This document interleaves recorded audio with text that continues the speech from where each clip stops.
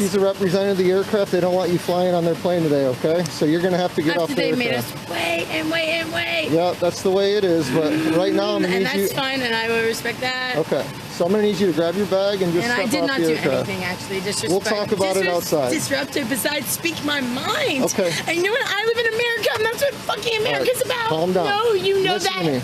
Grab your bag. You know that. You know that. Give me another unit on the plane, please. If you are ever going to put your hands on me. Grab your bag. No, I will grab my bag. But you don't want to sit here and say what I have to say to you. Listen, no one's going to put their hands on you unless you have to. You grab won't. Your bag and just step off you won't. Okay, but I need you to get up. No. Okay? You need me to get up? You may need me. You saw it with your own eyes. The woman on the plane, calm, just asking why she had to leave, and the officer's voice cutting through the recycled cabin air, telling her she was going to jail. I live in America, and that's what America is about, she said. You know that moment. You felt it deep in your stomach. Just like I did, because we have all been that woman. We have all looked at someone in a uniform and wondered when exactly our basic human dignity became a crime. The Bodycam doesn't lie. And what it captured that day on the tarmac was not a law enforcement action. It was a ritualistic display of dominance designed to break the spirit of anyone who dares to say no. That recording, and dozens just like it, are not isolated outbursts of entitled behavior. They are documented proof of a system that turned ordinary citizens into targets, and the people who fought back into legends. She was a representative of the aircraft, they told her, as if a minimum wage gate agent suddenly held divine authority over who could sit in a seat she paid for. We all knew this was coming.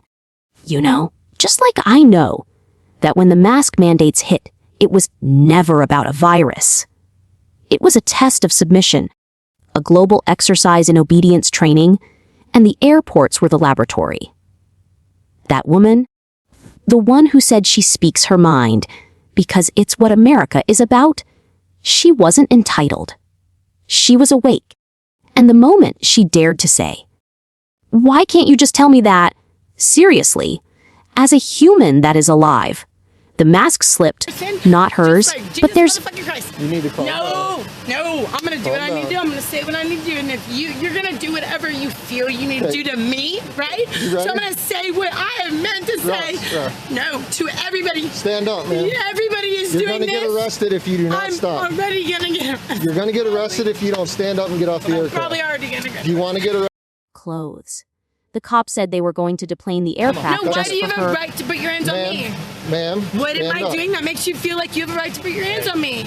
Seriously though, can you tell me that? Can you just help me to understand as a human that is alive, why do you, seriously though, Get 'em off. Seriously, why, can you just tell me that? Clothes. Think about that. An entire plane of people, hundreds of thousands of dollars in fuel and scheduling, clothes, all disrupted to make an example out of one woman who asked a question. That is not policy. That is psychological warfare, clothes. And the footage is the wound that never healed. But here's where the story flips into something they desperately don't want you to know. For years, clothes. The corporate media machine fed you a narrative about a certain controversial physician, clothes. A woman of deep faith who stood on the steps of the Supreme Court and declared that masks were a demonic theater of control. They called her unstable, clothes. They blackballed her from every medical platform, and YouTube scrubbed her videos. Dr. Stella Immanuel. Remember the name? Clothes. Because she is the unlikely silenced hero of this entire expose. While the world was still sleeping, clothes. She was shouting into the void that what we were witnessing was a spiritual battle wrapped in public health theater. She was laughed at, stripped of credibility, clothes, her files buried. But watch that body cam footage again, clothes. Watch the woman in the bank being told she can't take her own money out unless she puts a cloth over her face. Really, all of you, you know you're fighting for a system that isn't just to you all. You do, you know that. You know that. You really do. And if you don't, then that's just Okay, have a seat. Watch your head.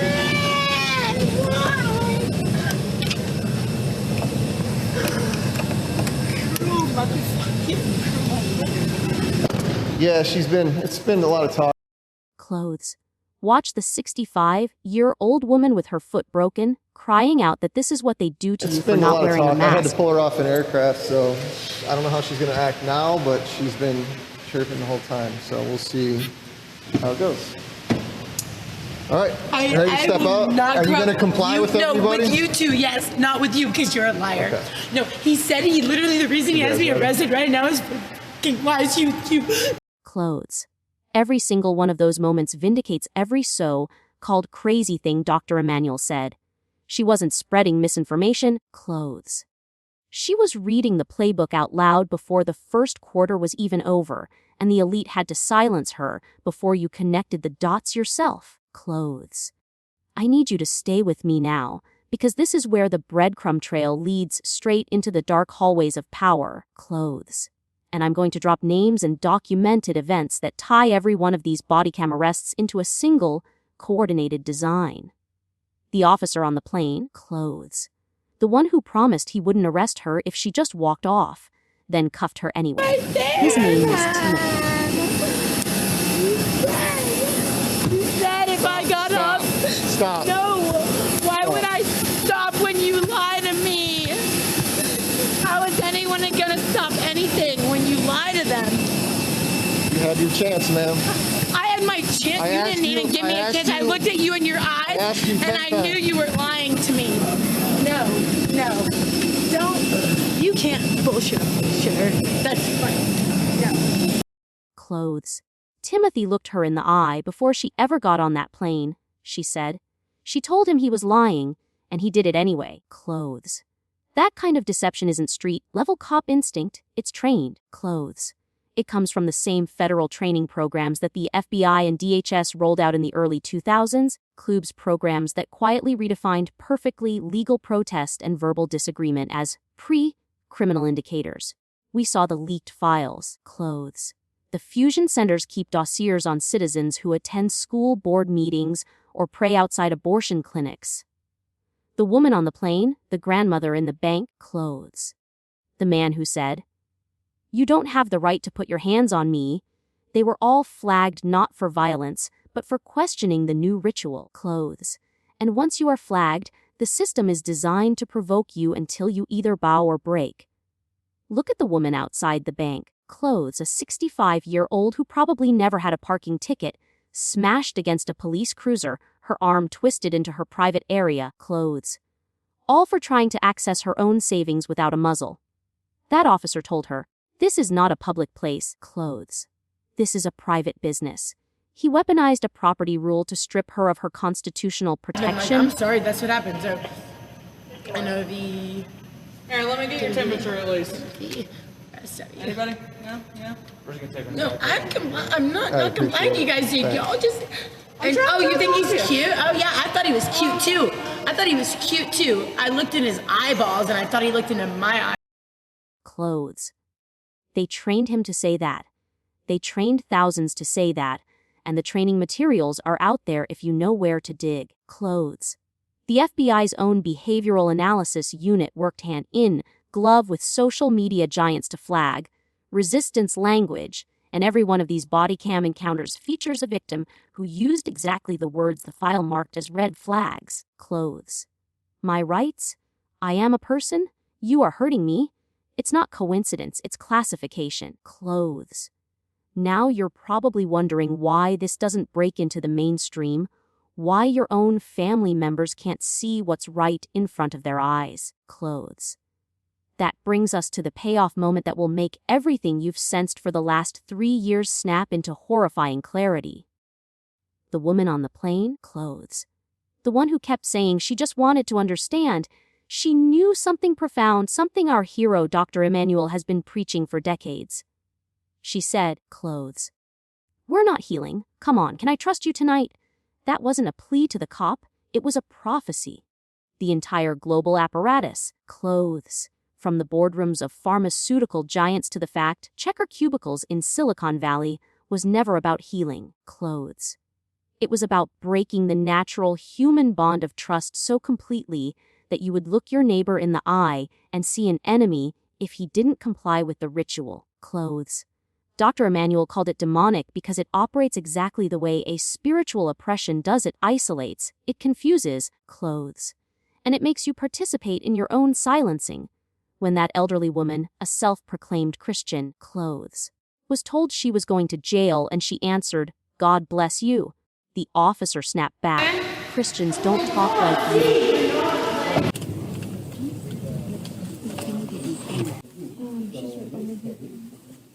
That one? Yeah, that's her to leave. Okay.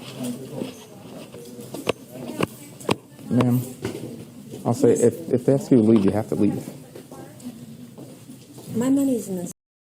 Point. There it is. The elite gatekeepers of the new morality deciding who gets to claim faith based on whether they submitted to the mask, the jab, the social credit. They are redefining righteousness in real time, and they use bodycam footage as their inquisition record. They don't want you to know that these videos exist not as accountability tools for the police, but as a digital pillory, a warning to everyone watching that if you speak the forbidden truth, your own body cam will be the evidence they use to destroy you. But here's the flip they didn't anticipate. You are watching. You are seeing the woman who said, "That's not cool, dude," to a cop who then handled Over her. here, up against the wall. You're going to be placed in handcuffs, okay? I see your phone. I didn't do anything wrong. Yeah, Dude. we tried talking to you. No, you really didn't. I talked back to you, and I was calm, and you honestly behind your acknowledged back. me for a moment, and then you didn't. Leave your hands there. Why did you? And you are realizing she's the legend, not the criminal. You are seeing the man who asked, "What am I doing that makes you feel like you have a right to put your hands on me?" And you are cheering because he articulated the cry of a generation. No, that's not okay. You gonna fucking arrest me for what? What are you arresting me? Interference with flight operations and trespass after running. That's what you're getting arrested for. Okay? You know I'm furious right now. Yes, we are.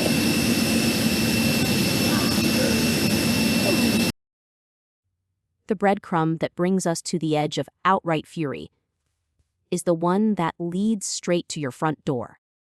Every body cam clip we've witnessed, from the airplane deplaning to the bank arrest to the woman accused of battery for spitting after being verbally abused, fits a pattern that the Department of Justice quietly codified in its 2021 domestic violent extremism strategy. The strategy paper, which you can still find if you dig past the media's Berry Squad, explicitly names individuals who oppose government overreach related to public health measures as a top-tier threat, right alongside actual violent actors. They took your grandmother's refusal to wear a mask and put her in the same file as armed insurrectionists, the officer who snapped at that woman. That's a typical man to say that. Was parroting a sensitivity script, but the underlying brutality was purely tactical. They use psychological fragmentation to make you doubt your own sanity. You are not crazy. The bodycam files prove it. The footage from inside the airport terminal shows an officer standing without a mask before he ever entered the jetway, directly contradicting the theater he was about to enforce. The woman saw it. She called it out, and they punished her for her perception. That is gaslighting with handcuffs. Okay, that's not okay. You know it. 29 Central, 10:15. Why did you Sample 1015 at 0745. You representing power. Get over here, up against the wall. You're going to be placed in handcuffs. Okay? And it's been running 2024-27 across every municipality funded by the same global elite foundations that push critical race theory and gender ideology into your child's school, while they strip you of the right to say, I disagree. I disagree. They laugh at you from their private jets, maskless, while your children are traumatized by masked teachers and your father is cuffed for asking a pharmacist a question. Justice has been inverted. The only thing that keeps my heart from exploding is knowing that millions of you watching this feel the exact same righteous rage I do. The kind of anger that binds a community tighter than any church potluck, because it's rooted in the defense of innocence. When that woman said, "My mother's a social worker, and you're about to really," and the system cut her off. Now you're smashing my arm into my private area? Your private area? Yeah. Put your hands behind your back. My hand is behind my back, sir. This one. Turn over on your stomach. Put your hand behind your back. Relax. I'm totally relaxed. You're the one. No, you are not relaxed. She was voicing the terror that every protector feels right now, the terror that the institutions meant to safeguard the vulnerable have become the predators. This ends without resolution because the war is not over, and the most dangerous question remains dangling in the smoke, filled air of every city hall and every precinct that sold its soul. We watched a man get taken down for saying, "You're not healing," and a woman have her arm nearly snapped for refusing to be silent. We have the files, the names, the bodycam dates, the training documents, the prophetic words of a blackballed doctor who warned us that the masks were a ritual and the jabs a mark. They called it a conspiracy theory then, but you will not hear me speak that phrase, because the footage is real. The bruises are real, and the tears of a 65-year-old who just wanted her money are real. Dr. Stella Immanuel is not a footnote. She is the canary that sang while the coal mine was collapsing, and she is owed a debt of honor from every American who still believes that courage has a heartbeat.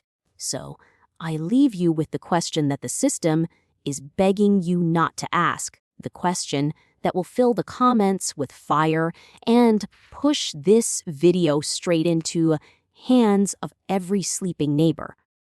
When they come down your driveway, when they put their hands on your child because you taught him to say a prayer before a football game or to question